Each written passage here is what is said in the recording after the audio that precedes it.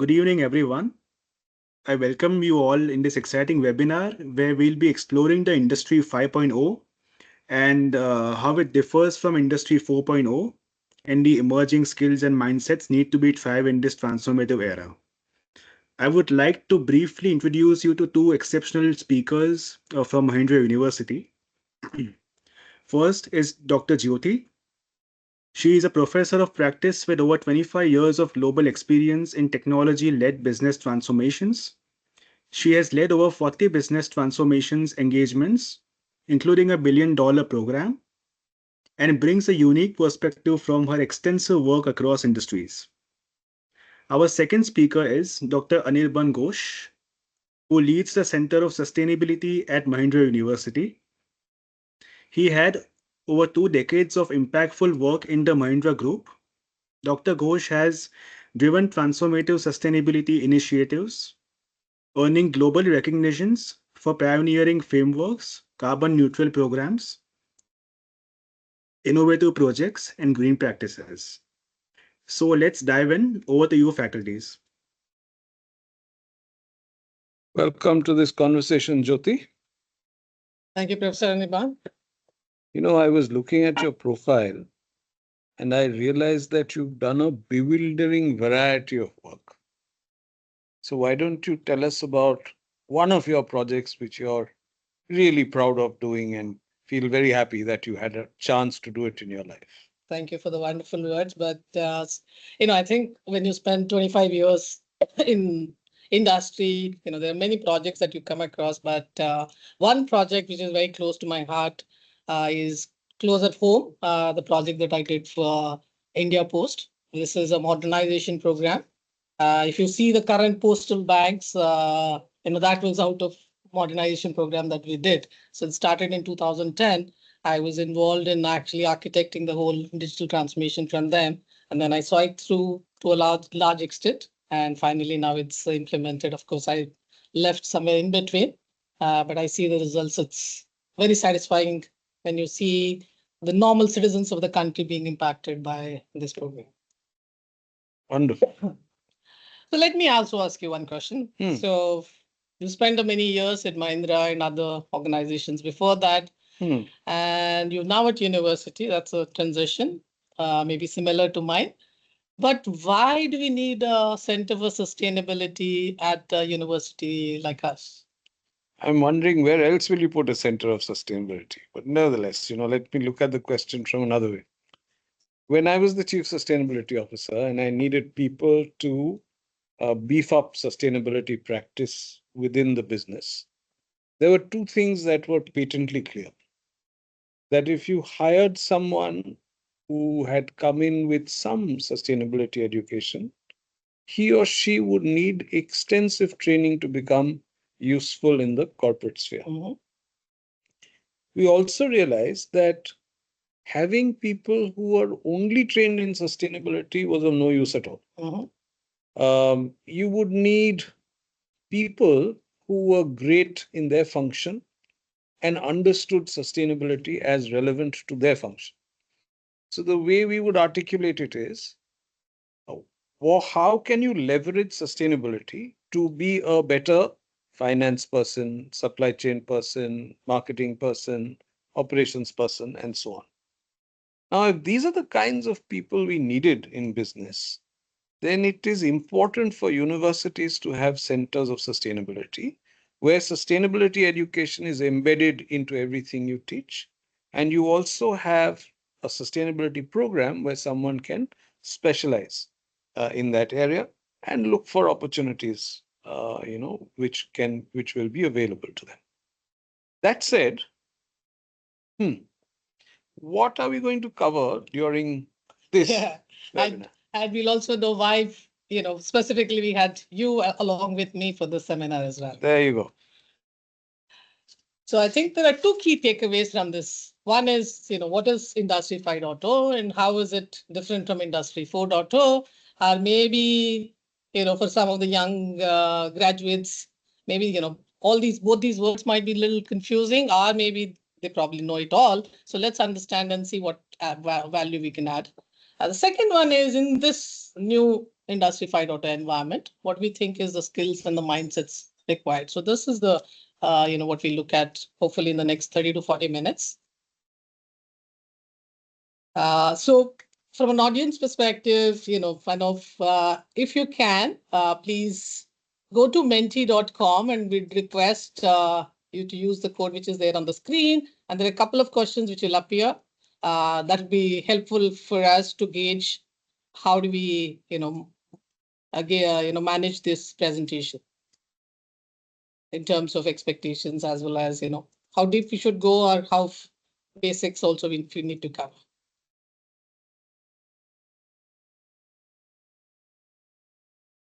So as you go to menti.com, enter the code 33797352, you will see this, you will see a question like this. And as you enter your answers, we will see them on the screen. So we are waiting. Fantastic. We've got one person. Can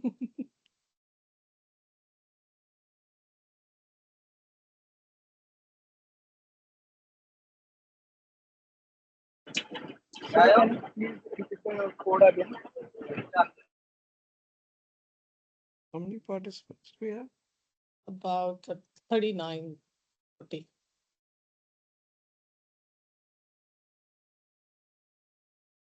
So we'll keep this going till we have about 20 participants, hopefully.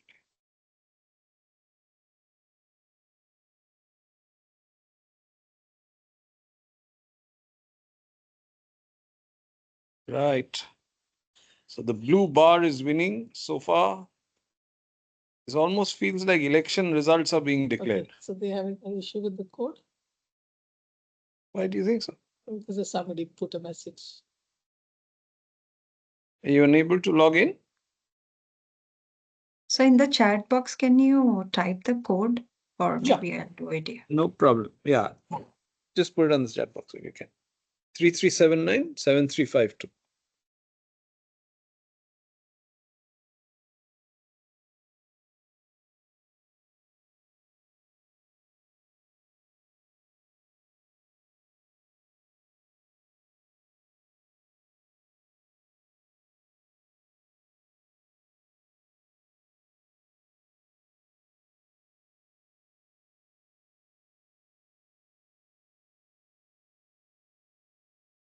Code has got hidden.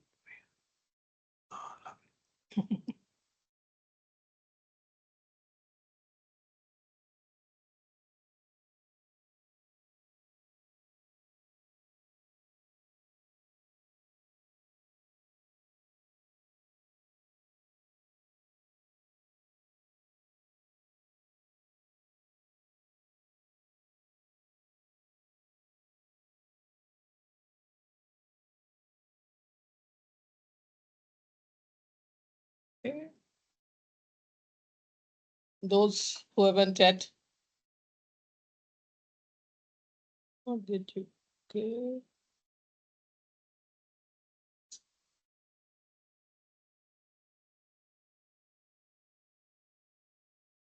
I think the trend is fairly clear.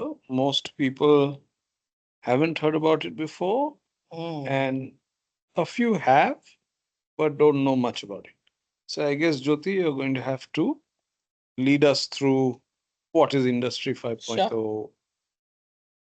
Is there anyone? Okay, let's go back. Let's do there's another question here there. Go to this one.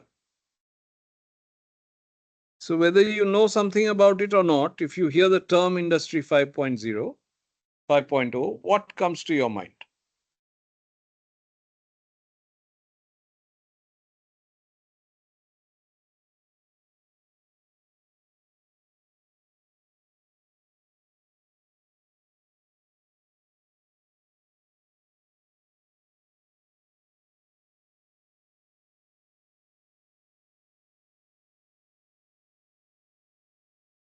Don't see any responses coming. Are you having difficulty? You see it as a buzzword, whatever comes to your mind. If nothing comes to your mind, you can say nothing. Yeah. Well, that's good. There's one answer. Okay, very nice.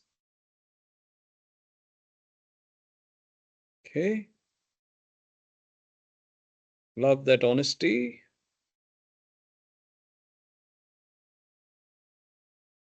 Transmission. Okay, Nothing. somebody's.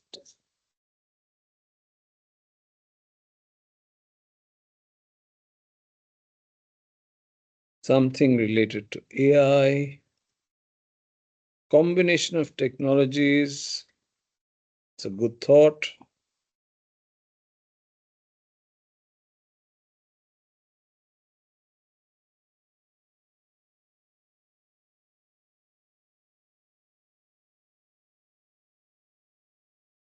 Shall we move forward? Let's do that. I was hoping for the 10th Support? response, Oh, but okay. there we go. All right, so nothing wins. Yeah. Right, so let's go on. And just a second.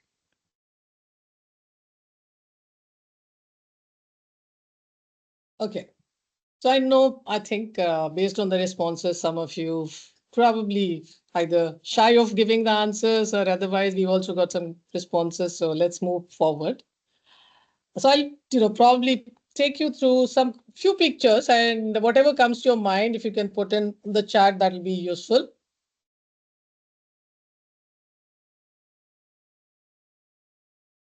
Okay.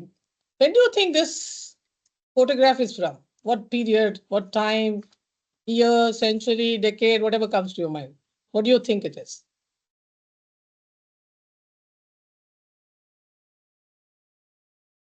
Any answers? What does it look like? Ah, cool. Steam engines, yes. Yep. 1600s, James Watt. Great. Let me go to the next one. What about this?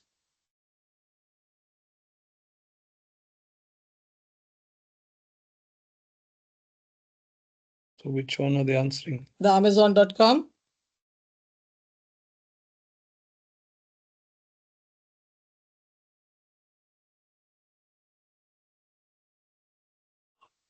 Yeah. Early 2000. Okay. First computers. Any idea when the first computers have come in?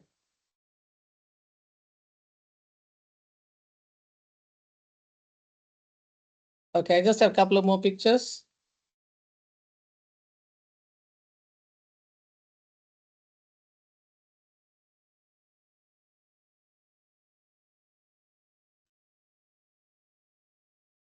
Okay.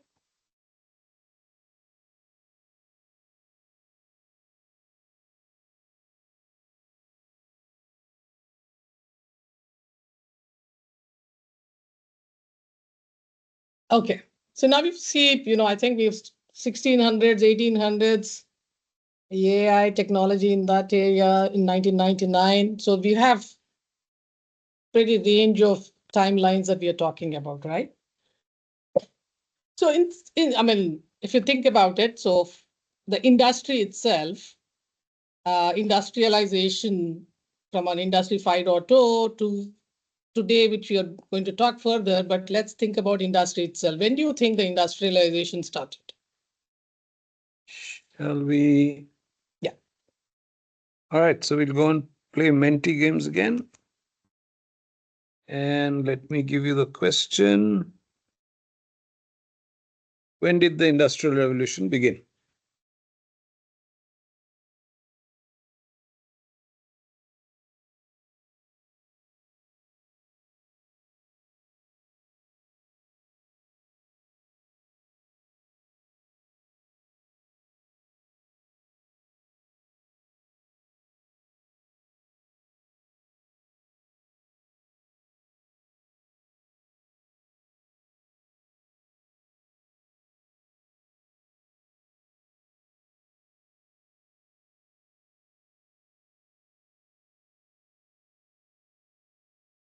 So 1760s winning. Shall we stay with that? Yeah, Is that the right answer? I think so. Super.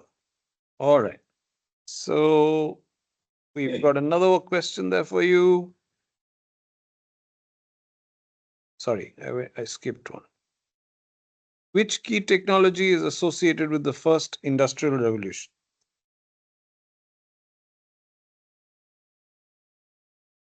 So you got when the first industrial revolution happened, which key technology is associated with it?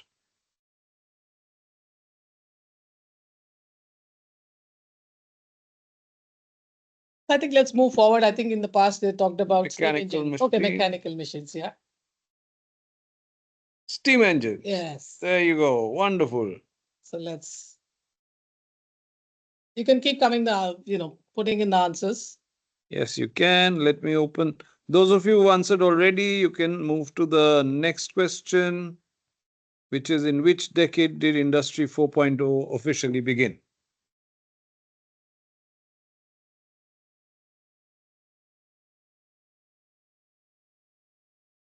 Oh, wow. Very answers. It's fantastic. While you're answering this, I'm going to take a little peep into what happened on this one. So steam engines pretty much won. Okay. I think that's a good thing. So now let's go back to the presentation for the. So which one is correct? 2010 is correct for 2010. Was Industry 4.0. Wow, you guys are a good gang. Yeah. Most of you know the answers. Super. All right, so let's go back to the presentation. Okay, so I'll quickly, give you a summary of it. I'm sure some of you or most of you know. So Industry 1.0 is all about mechanization. I think somebody talked about mechanical machines. So the technology per se is, as you can see, it started with the steam pump, which they've used it to pump water out of the mines for all the way. We've actually come out through a steam engine, and which is what was the fundamental technology which had come up in Industry 1.0, which resulted in terms of the impact, that's where the start of modern capitalism began. That led us to, as a humanity, to build new textile mills, steamboats, railroads, machines, which is at that point of time, the lathe used to be run by the steam. Now, if you think about it, but while the capitalism has started off, there were some potentially the impacts like international slave trade, and also the beginning of wealth and poor, modern urban areas have started coming in the Industry 1.0. So remember that it's, at that point of time, more of a mechanization was the key technology, key process and key industrialization growth trigger per se. Then we move to the Industry 2.0, which is where the mass production has come in. And the key technologies at that point of time was more in terms of how mass production of steel, which has led to whether it is in terms of on a defense side equipment or a manufacturing factories. The fossil fuels led to the lot of urbanization, transportation, and all of us know about the thermos bulb, light bulb, but beyond that is the whole electromagnetism, which led to electric motors and hence led to the larger mass production of consumer goods as well as the industrial machines. So what did it lead to? In terms of economic growth, and if, I think someone talked about British era. Yes, Industry 1.0 was mostly in the British era. And the Industry 2.0 is where things have moved into US. The prominence of US has increased during the Industry 2.0. Transportation, the airplanes came in, automobiles came in. If you remember, the Ford cars had come in. These, from a steam engine run rails to a diesel locomotives have come in, and also the barges and other shipbuilding activities have happened during this phase. Parallel to that, the telephones, elevators, skyscrapers, as we started seeing, and thanks to the oil fuels and companies like Standard Oils and the Rockefeller kind of individuals, we also had manufacturing and the drilling equipment. And what was the not so positive effects of it was the emission of pollutants and the first appearance of smog. Smog, as we see, and I guess in today's world we're seeing in too much of it in Delhi. That was in the Industry 2.0 was the first appearance, so the terminology was coined, and there was acknowledgement of this the smog at this stage. Third stage of Industry 3.0 is, as somebody pointed out, the first computers. It was around 1960s and 70s. That's when the digitalization has started. Key technologies obviously are the microprocessors, semiconductors. Then we went to mainframes and personal computing, and also the World Wide Web, TCP/IP, the emails. All of these have come in from the 60s, 70s or so. What did it impact? If you think about it, one key point is transition to 1 to 2 was mostly through mechanization and advancement of mechanization. But 3.0 led to completely a new technology, and that's where the microprocessors and semiconductors have come. Again, what did it lead to in terms of this is, it's no longer a individual country's economy, but it has led to a global economy. It's again the time when we had the internet, there was large focus on efficiencies, and it has become a more of a data-driven industry. In terms of what you see at the red in down is in terms of, we started becoming 24/7. It's no longer a 9 to 5 jobs, because with the connectivity, everyone is available all the time. Because of increased efficiency, we also see job losses, and what we identified in the Industry 2.0, the smog, is other pollution-related challenges have become much more, and sustainability challenges have become one of the key things in the Industry 3.0 phase, as well as the big gap between the rich and poor has started becoming larger and larger. Industry 4.0, which is what I think a lot of you got it right, is started around 2010, and the focus has been on automation. I mean, the one key difference that you have to see is digitalization to automation. In case of digitalization, we were just computerizing what the processes they were there, but in automation is much more than that. And what are the key technologies involved in this process, in this phase, is IoT, AI, machine learning, cloud computing, and we are now seeing AR, VR, and other technologies coming in. As I said before, 1 to 2, the mechanization was similar. There was more of the same, but much more advanced.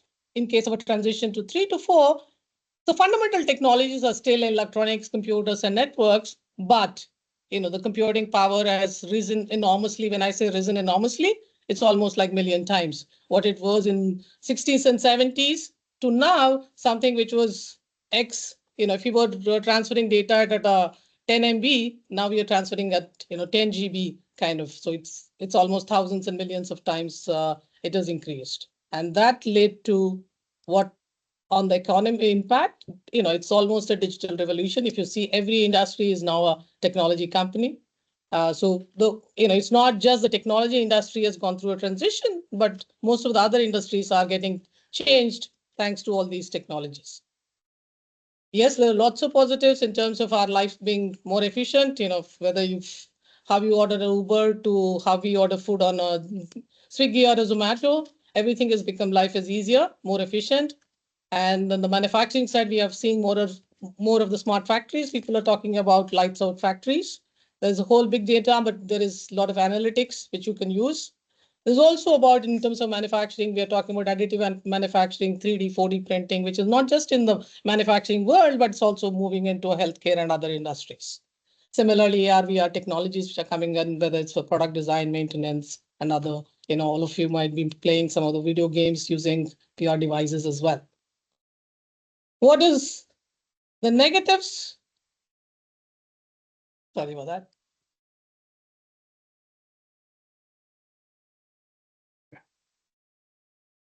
Obviously, all of us are talking about negative aspects of AI, e-waste, energy consumption. We're all dealing with fake news, and a lot of other challenges on a day-to-day basis.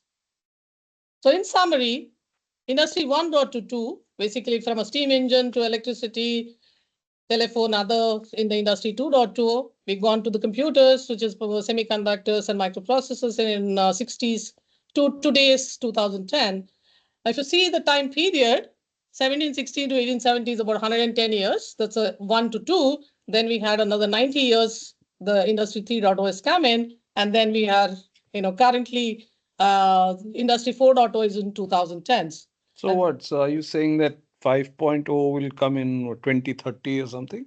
Not really. That's the key. So let's, as we are seeing it, we are already seeing 5 in transition. So there are a couple of, well, there's one question I don't know if they've already answered. If they've answered, then we can move forward. Let us see. Yeah, Next this is a industry. No, this is not the This is the question. next one. This is the question. So what do you think? So Professor Jyothi is saying that the 5.0 happened within what, a 15-year time span, or 4.0 coming on board? Yes. Yeah, that's rather quick. So what do you think is driving the shift to Industry 5.0 so quickly? What is driving the shift?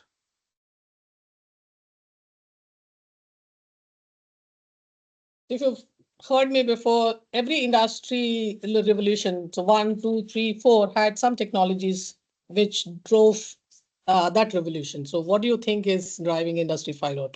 So AI, tech advancements without doubt. Robots. Okay. Sure.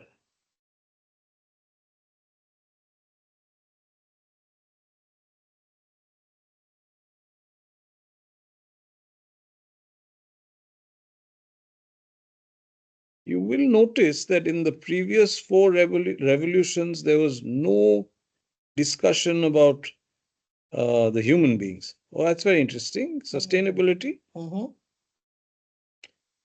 Right, Jyothi. Why don't you shed some AI, chat GPT? So AI, robots, and one brave soul with sustainability. Yeah. Wonderful. So tell us a little bit more about what's driving. Sure. Okay. So I think till Industry 4.0, we focused, as industry is primarily focused on automation and efficiency. We're getting better and better and better and better. And we've tried, making a mass customization. So we've, whatever we need, we're producing, whether it is a fashion or whether it is TVs or telephones or mobile phones, we are mass customizing and producing in a mass manner. But what is moving from there is, we can't continue the same without the humanity and the planet being affected. And that is where Industry 5.0 is coming in, where human is at the center. And we are believing that, I think as once someone already identified, sustainability is a key. Of course, sustainability by itself is not the only one, but human machine collaboration, human being at the center. The third one is, instead of looking at a mass customization, given that we have so much technologies available, we could actually do a personalization so that the 3D, 4D printing and all. Absolutely, to meet specific needs, and we use lesser and lesser of resources. So human machine collaboration sounds interesting. You're not saying that human or machines will increase productivity of human beings and human beings will use machines, but you're saying that humans and machines will collaborate in some way. Absolutely. So if you think about, if you've seen the industries videos, any company where there are robots were there, robots are typically segregated from the humans. True. But today, in the Industry 5.0, we are looking at how human can work along with robots. And that's where we talk about cobots. Oh boy. So thing to remember is, in Industry 4.0 is all technology first. Industry 5.0 is all human first. Okay.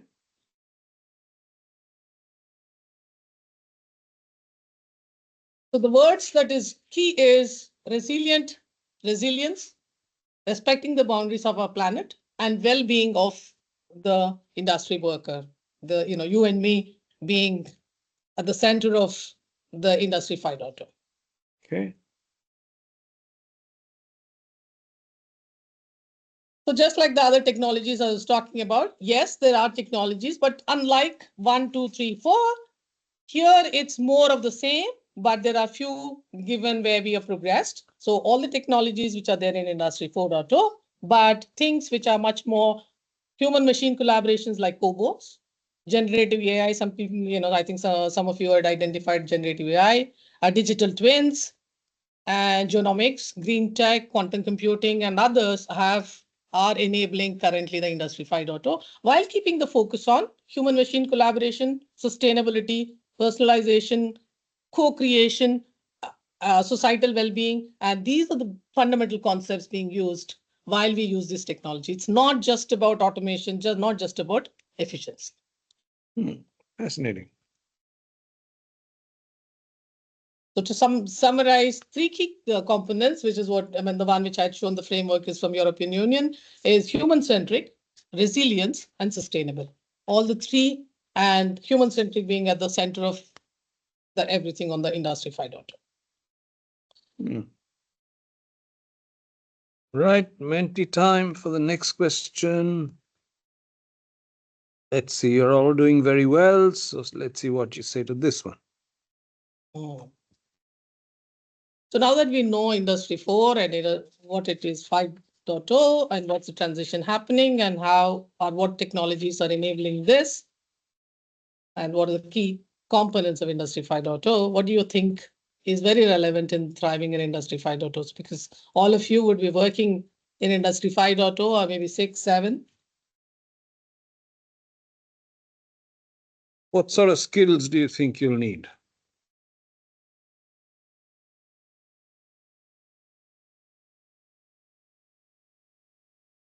Machine skills, okay?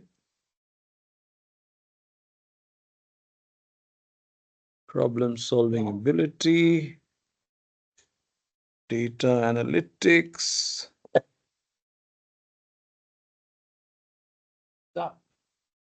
collaborative with AI.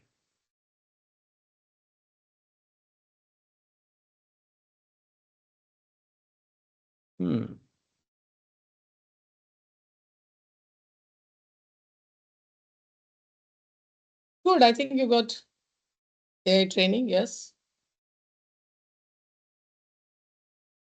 So in our MBA program, we have a lot of exposure to all this too. Absolutely.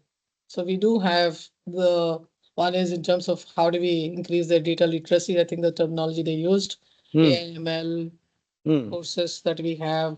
We also, I know one is, having the specific courses on that, but there's also about in every course, like for example, I teach product management. As part of the product management, also we teach how to look at Industry 5.0, sustainability and other aspects. So I get a sense that our MBA program is more in tune with Industry 5.0 skills, the skills that are being pointed out on the screen. Yeah. Compared to the MBA programs I've seen at many other universities. Oh, interesting. Is that a fair take? Maybe. I think obviously we've created the curriculum in the last couple of years and we're updating it. So we focused on making sure that the graduates are well placed to understand and survive in this Industry 5.0 environment. So one is in terms of business skills as well as in terms of technology and the sustainability skills. And thanks to you, we do have some specialized courses for them in that. Right. Let's move on then. I think that question was very well answered. Yeah. Yeah. So this is what we did. So I will just summarize. I think a lot of the skills that you've identified. So whether it is in terms of, I would put it into two categories. One is in terms of hard skills, which is in terms of digital competency, data science and AI, digital twins, human machine collaborations. Obviously, one might specialize in one or the other, or you might be a business person and maybe focus more on the soft skills like complex problem solving, systems thinking, design thinking, and other skills. But one key one, and I don't know, I think that this talked about in the past, but not necessarily in this context, is sustainability. Because sustainability know-how, I think, is one of the key elements when you're going to Industry 5.0. People talk about growth mindset, but I think going forward, along with the growth mindset, sustainability mindset is very critical at every stage of your career. And that's where I think we can talk more about it. It is very human-centric, actually, People usually look at sustainability as being something related to the environment, planet. They don't reflect that we're discussing all this because if we don't solve those problems, Right. life becomes difficult for human beings. So it is essentially human centric when you Absolutely. take a view, and that's why probably it fits so nicely into 5.0. So let me ask you now, I'll turn the tables and let me ask you a few questions and then maybe we can talk this through. So there are so many businesses in that have lasted for more than 50 years, you know. It's not that sustainability is only now. So are you saying they're not sustainable? No, no. So, going by the understanding of sustainability 50 years ago, these businesses, as shown on screen, have obviously been sustainable. But the understanding of what it will take to be sustainable for the next 50 years has changed. So, whether these businesses will survive the next 50 years or not is a question one has to ask. And you can ask, what is it that they'll have to do? Yeah, because today it's not only about making profits. It's so you say it's probably changed a bit? It has changed a bit. Yeah. So why do you think it has changed? What has the Ah. understanding of sustainability changed? So the idea of sustainability has changed because of two major problems that we are facing in society today. First is that pollution levels are crossing limits because of which the world is getting warmer. And this is leading to changes in weather patterns. Okay. Right. Then social inequity is rising, with the gap between the rich and poor increasing alarmingly, and gender based discrimination requiring a lot of action. So, you'll hear a lot of conversations on gender equity today, which you didn't hear before. And both these have been recognized by the United Nations in the form of the Sustainable Development Goals. Right. SDGs. Businesses need to address all this. Yeah. Okay. So, and as you see it, but you're saying businesses have to deal with these sustainable development goals, but not the government. Isn't it government's job? So, while the government has a role to play, पूरा there time is इधर is there a problem? No, sir, you can continue. Yeah. Okay.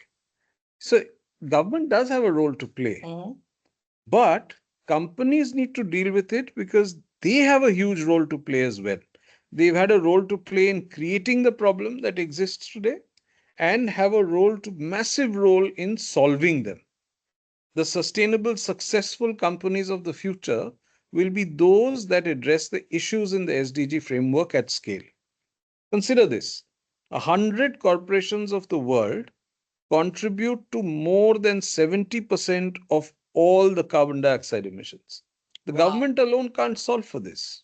This you mean is global companies? Yeah. Okay. Right. And if you look at the Sustainable Development Goals framework and see the problems that are identified, uh, no poverty, zero hunger, gender equality, health and education, uh, climate action, responsible consumption and production, and so on. You look at all of them, each one of them is a very large problem, a problem which government alone can't solve and no individual business can solve on its own. And this is why, while the government has a role to play, unless companies step up, we will not be able to solve the issues related to sustainability. Okay. So how do they solve this issue? So, the new understanding of sustainability for a business really is to build a profitable business, ensure business continuity while rejuvenating the planet and enabling stakeholders to rise.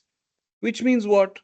Which means we will continue to grow, but we can't continue to grow by causing the kind of pollution and causing the kind of social stress that we are doing today. Okay. Which means we have to find new ways of doing all of this. Imagine a business that satisfies consumer needs, makes money, causes no pollution, and improves the lives of stakeholders who are associated with it. Sounds fantastic, doesn't it? Absolutely. So that means every function of a business, they need to think whether they are doing selling, they are doing manufacturing, they are procuring, they need to like keep the sustainability at the center. Correct. So Absolutely. as a student and I'm learning, I need to have those as That's well. right. So this is why teaching sustainability independently doesn't always make sense. Just like you were mentioning about human centricity and Industry 5.0 being a part of various things in Yes. the education curriculum, sustainability has to go the same Along way. with. Got it. Yeah. Okay, I think I have one or two questions. So is this even possible? When you say, is this even possible, you mean for businesses to grow without causing damage to the Absolutely. environment? And so not only is this possible, but it's a huge opportunity for business. Oh, okay. Because to be able to do this, there you require a lot of innovation. Mm-hmm. And you have to do this because you have to solve the climate problem and you have to solve the social problems. So when you're doing this, think of all the new materials and processes and products that we will need to create to live a sustainable, non-polluting lifestyle. And this is the opportunity that is presented to business. It's like redoing all the technologies that have brought us to where we are and inventing new ones along the way. Literally a new industrial revolution. Recreating whatever you've done, automobiles you know, energy you already know, but you will have to do this with every single material and every single product and process that we have created so far. And we'll do new things on the way. So Okay. just imagine the potential that sustainability opens up in the journey of businesses in the future. So that means if I understand all of this, unlike what we are hearing in the market, there are no jobs. There will be a lot more innovations, more jobs, far more jobs. But if I'm skilled well. if you are skilled in this area. Okay, that's interesting. Hmm. So having heard so far, I think we are at the end of the session. So let's have last two questions and then we can open up for any questions. Maybe you can type your questions if you have on the chat. And So how excited are you about the future possibilities of Industry 5.0?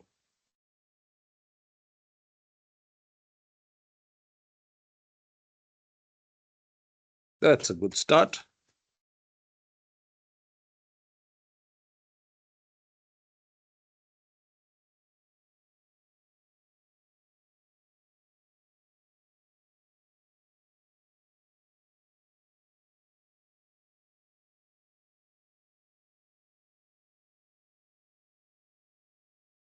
We've got a skeptic, we've got a fence sitter, and we've got lots of cautious optimism.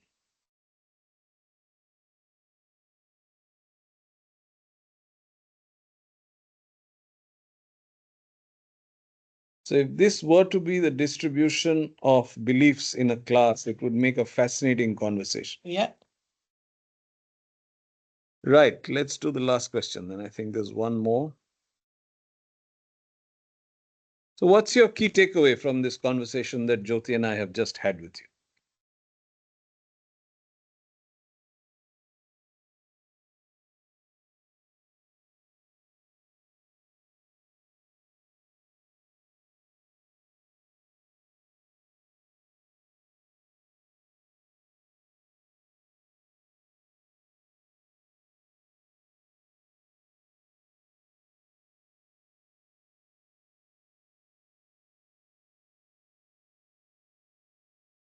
Any answers? The longest wait we've had for answers. The most difficult question, is it? Well, that's an interesting one. Make AI as your better half. Okay. Mr. Anirban might say make sustainability as your better half. Use AI for sustainability. Yeah. AI at the end of the day is a tool, right? So you have to use it for something. Correct. Be aware of the trends in the industry and also upgrade. Working with the machine and AI is key.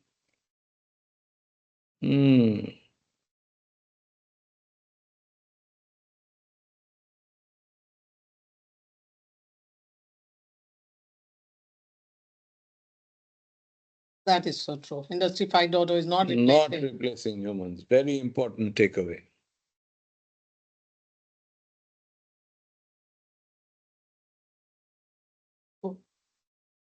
I think while there are more answers coming in, maybe we can take questions. Yeah. Is it would you be able to do unmute or you want to type the question? No, type the question. I Type think the that's question, maybe that's easier. all right. Great. I'm glad Now we I think spoke to your you. hands up. Maybe you can type the question in the chat and we'll try and answer it.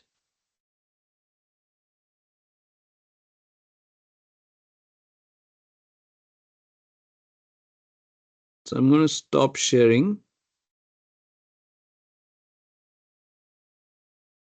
And we can go to this screen. Now I'll be able to see the chat as well, I think.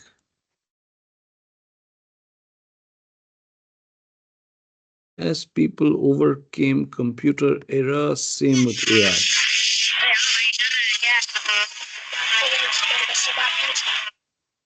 So is that XYZ?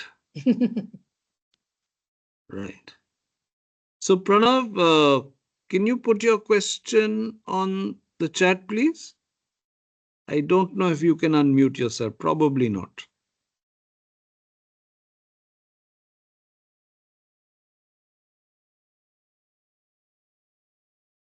We did well on time. Anyone else? Any other questions? Or any observations, comments, feedback?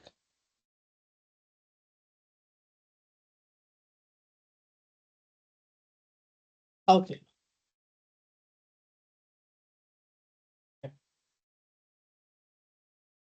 What's your opinion? Okay, so I think he meant as computers, people overcame them. It'll be same with AI. Yes, things come and we will, as human beings, we will figure out more. But I think, people overcame computer, the ones who were trained, skilled, adopting. Yes, they are the ones who went ahead through that. The same thing with the Industry 5.0 or AI or sustainability, unless you're skilled or you're not upgrading yourself, adopting yourself. Obviously, it's not like everybody will go forward, but there will be some, if you don't go with or understand it or you don't make use of it, you can fall back.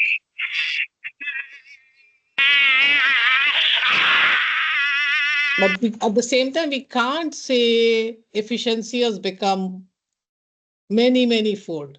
That means the jobs which existed today will unlikely to exist tomorrow. So one of the key things is to focus on picking up transferable skills.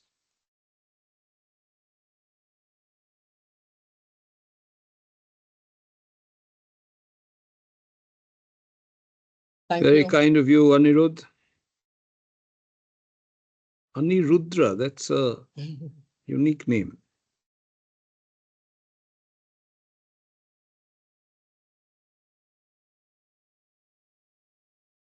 Okay.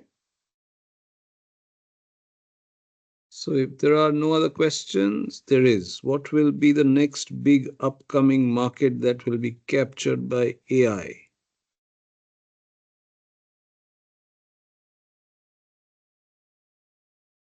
So AI, is a tool that can be used in any context.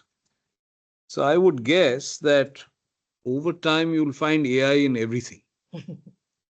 Wherever you can, you have some data that is available, which can be analyzed, and some results can be synthesized from it, you'll end up using AI tools.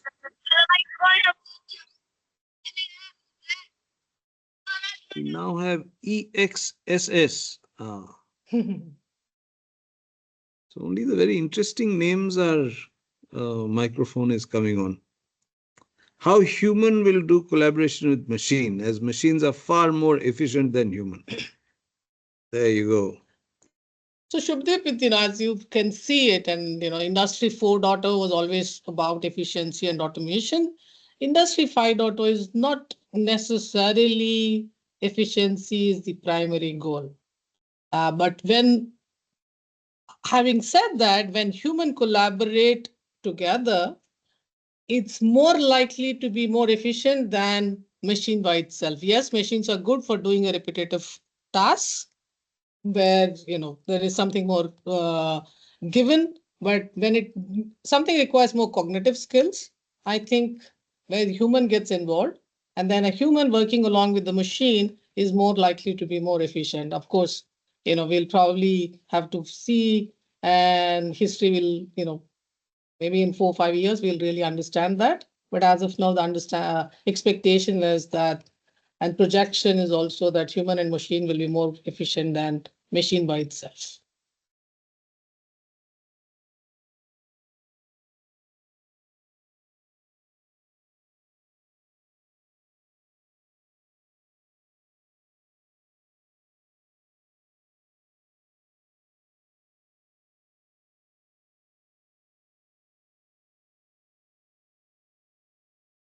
That's true.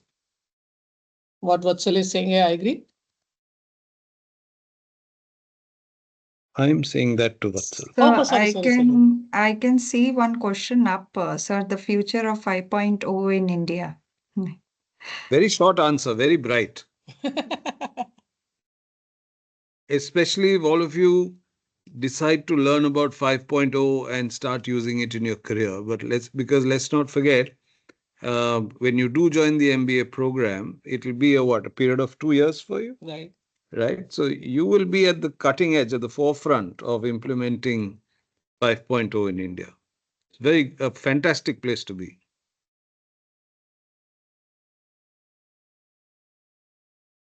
At the risk of revealing my age, I can tell you that when I started working, Windows 1.0 had just come in, and I knew everything about it.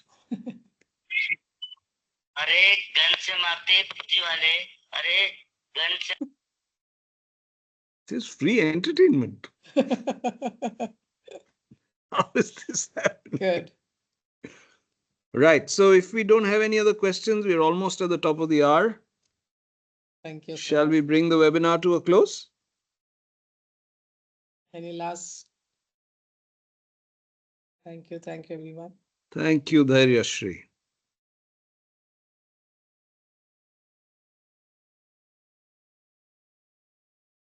Thank you, Shilpa, and thank you, Marjat, for organizing this. All right. Thank you so much, dear faculties, for giving your valuable time here. We close the meeting now. Thank you, Very students. well. Take your leave. Bye-bye. Yeah, thank you Thank you so for much, joining. Prof. Bye-bye.